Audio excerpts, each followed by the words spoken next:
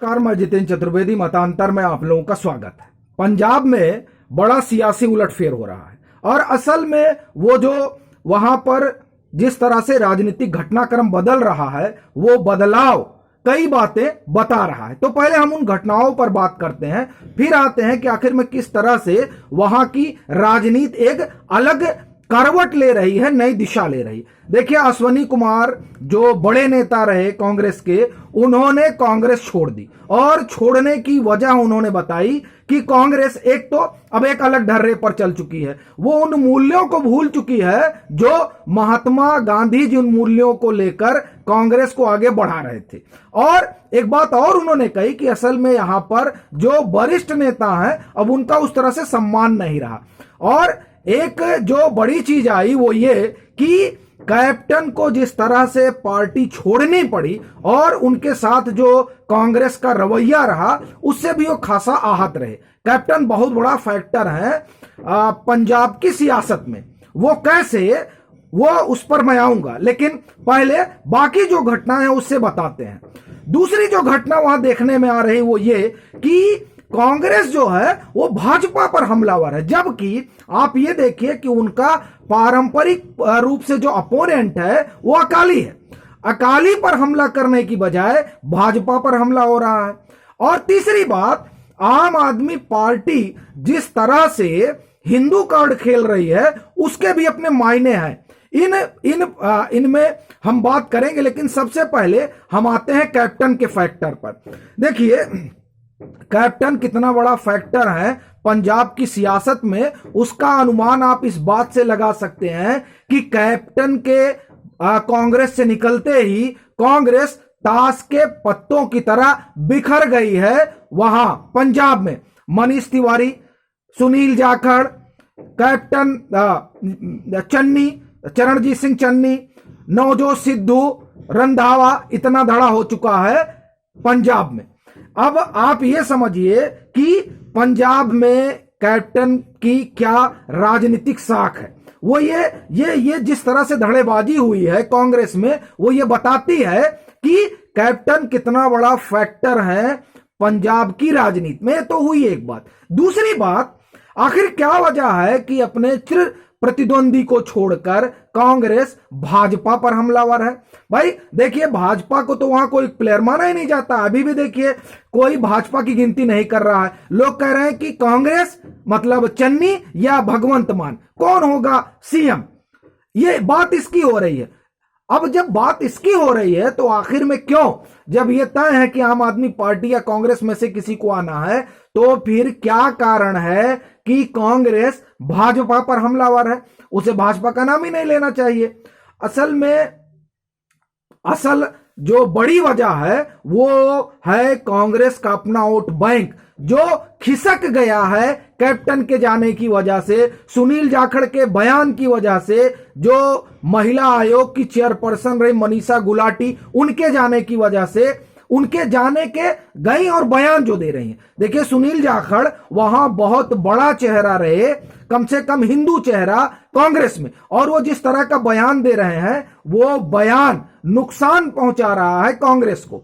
और जो बड़ा नुकसान ये पहुंचाया कि जब वहां पर इधर जो 3-4 महीने में जो कई घटनाएं हुई, उन घटनाओं पर जिस तरह से मौन रही कांग्रेस अपनी सरकार में, उस मौन ने, उस चुप्पी ने जो है वहां के सेंटीमेंट को हिला दिया।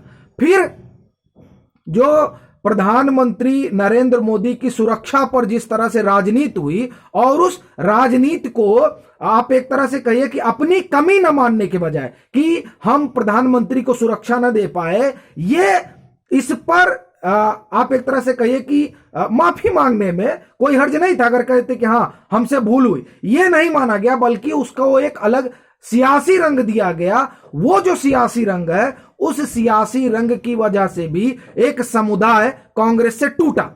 अब ये जो टूटन है, ये कांग्रेस को दिखाई दे रही है और उनको लग रहा है कि अगर ये भाजपा में शिफ्ट हो जाता है तो कांग्रेस का आधार खत्म हो जाएगा। इसलिए वो गुजरात मॉडल की बात कर रही है और ये कह रही है कि जो लोग गुजरात मॉडल दिखाकर देश में आए थे, असल में वो लोग जो है वो आपको एक खुशहाल और सुरक्षित पंजाब नहीं दे सकते हैं। ये जो सुरक्षा है ये बड़ा मसला है पंजाब में, और इसका अंदाजा आप इस बात से लगा सकते हैं कि ये सुरक्षा किसी आप ये समझिए धर्म विशेष से जुड़ी नहीं हुई है। असल में ये सुरक्षा पंथिक सुरक्षा भी है और आवाम की भी सुरक्षा है, और बॉर्डर स्टेट है तो उसकी भी सुरक्षा है। पंथिक सुरक्षा इस लिहाज से कि वहां पर धर्मांतरण एक बड़ी समस्या है। खुद चरणजीत सिंह चन्नी पर आरोप लगता है क्रिप्टो क्रिश्चियन का, ये और वो जिस तरह से बतौर मुख्यमंत्री ईसा मसीह की बात करते हैं, ये भी लोगों के सेंटीमेंट को वहां आहत करता है। एक तो ये, दूसरा वहां 1991 तक जो अपना मोटा मोटी आंकड़े हैं उसकी माने तो वहां 65% सिख थे। जिस तरह से वहां धर्मांतरण हुआ उसमें 6 से 7% या 8-9% की गिरावट आई है।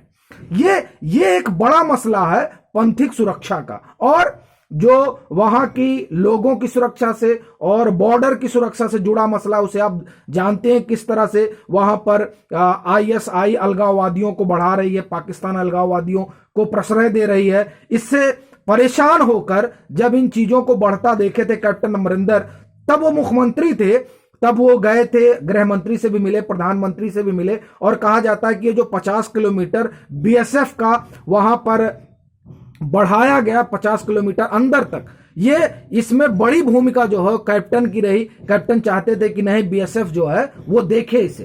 तो ये तमाम चीजें बताती हैं कि किस तरह से सुरक्षा वहां बड़ा मसला है, और इस कारण वहां पर कम से कम भाजपा को लेकर एक बेब है कि सुरक्षा के लिहाज से हमें इधर जाना चाहिए। ये जो बात है, इस बात को कांग्रेस भली भांति समझ रही है, और वो ये जान रही है कि आखिर में वो कौन सा वोट बैंक है जो हमसे टूट सकता है। और वो जिस तरह से सुनील जाखड़ बोल रहे हैं उससे आप भी समझ रहे हैं कि उनका क्या इशारा है और क्यों भाजपा पर वो हमलावर है। दूसरा, आम आदमी पार्टी जो 2017 में एक प्लेयर रही, 2022 में भी अपने आप को एक प्लेयर मान रही है। 2017 में उसके प्रो खालिस्तानी होने का उस पर आरोप लगा, और इस आरोप ने आम आदमी पार्टी की संभावना को 2017 में खत्म कर दिया था, बावजूद इसके कि 2017 में भी 2022 की तरह बड़ी वेव थी। लेकिन ये जो उनके ऊपर प्रो खालिस्तानी वाला आरोप लगा 2017 में, इसकी वजह से जो हिंदू वोटर है वो माना जाता है कि छिटक गया, और तब उधर कैप्टन थे, और कैप्टन की जो अपनी इमेज है उस इमेज की वजह से, और कांग्रेस का जो अपना एक कामकाज रहा, कम से कम पूर्व में पंजाब में, वो उस कामकाज को देखते हुए वहां वोटर चिपके, और फिर 10 साल की जो है अकाली की सरकार रही तो एक एंटी इनकम्बेंसी होती है। तो इन तमाम कारणों से 2017 में वहां पर कुछ खास आम आदमी पार्टी कर नहीं पाई। अब वो कुछ खास करने की फिराक में है, और उसको लगता है कि ये जो 46%, 47% वोटर है, ये अगर हमसे जुड़ता है तो हमारी संभावना प्रबल हो जाएगी। लेकिन वो इधर अपनी संभावना प्रबल करने की सोच रहे हैं, और उधर चाहे वो भाजपा हो और चाहे वहां पर जो सक्रिय और लोग हो पंजाब में, वो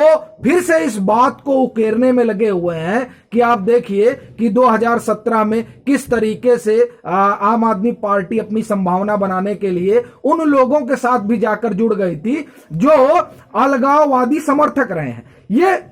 ये जो सेंटीमेंट फिर से उभर रहा है, और खासकर आप ये देखिए कि जो भाजपा आईटी सेल के मुखिया हैं अमित मालवीय, उन्होंने ट्वीट किया है बाकायदे, जो अरविंद केजरीवाल के पुराने सहयोगी रहे। देखिए वो बड़े कवि हैं, उनका अचानक से जो है कुमार विश्वास, उनका जो है एक ट्वीट है, और उसमें वो तमाम तरह की बातें करते हैं। वो ये बताता है कि दरअसल वहां पर अपनी सरकार की संभावना के लिए किस तरीके से आतुर हैं अरविंद केजरीवाल। लेकिन इन सब के बीच जो सबसे बड़ी बात दिखाई दे रही है वो ये कि भाजपा एक बड़ी प्लेयर बन गई है वहां पर, और खासकर उसने सुरक्षा के लिहाज से पंथिक मसले और वहां पर जो वोटर है उन्हें एक साथ लाने की कवायद की है और इस कवायद ने वहां भाजपा की संभावना बढ़ा दी है। यही कारण है कि अकाली हो या कांग्रेस हो, ये दोनों ही भाजपा पर हमलावर है और आम आदमी पार्टी जो अपने लिए वहां संभावना तलाश रही है और जिसने ये सोचा है कि जो हम 2017 में नहीं कर पाए वो हम 2022 में कर लें, उसके कारण वो इस समय पीएम नाम का जाप कर रही है। आपको याद होगा दिल्ली में भी उन्होंने जाप किया था और पीएम पर उन्होंने हमला नहीं किया था। अब अभी 2 महीने पहले पीएम की सुरक्षा वाले मसले पर उन्होंने तंज कसा था, लेकिन अब वो समझ गए हैं कि दरअसल पीएम की रैली ने जिस तरह से वहां एक मोमेंटम खड़ा किया है, खासकर शहरी इलाकों में, उस मोमेंटम ने भाजपा को बहुत आगे लाकर खड़ा कर दिया है और उसका ये आगे आना अकाली हो कांग्रेस हो सबके लिए समस्या का विषय बन गया है। अब ये देखना दिलचस्प होगा कि भाजपा ये जो मोमेंटम खड़ा की है उसमें वो कितने इस मोमेंटम को कितना वोट में कन्वर्ट कर पाती है और कितनी सीट ला पाती है। और दूसरा कि जो प्रधानमंत्री कह रहे हैं कि एनडीए की सरकार बनेगी, उसकी कितनी संभावना आ सकती है। अभी ये तो धीरे धीरे साफ होगा, लेकिन आप अगर वहां से जुड़े हैं और आपके पास कुछ सूचनाएं हैं तो जरूर साझा कीजिए, क्योंकि 20 तारीख को पंजाब में चुनाव होने हैं। अभी के लिए फिलहाल इतना ही। अगर आप मतांतर से नहीं जुड़े हैं तो जुड़िए, वीडियो को लाइक कीजिए, शेयर कीजिए और अपने सुझाव जरूर साझा कीजिए।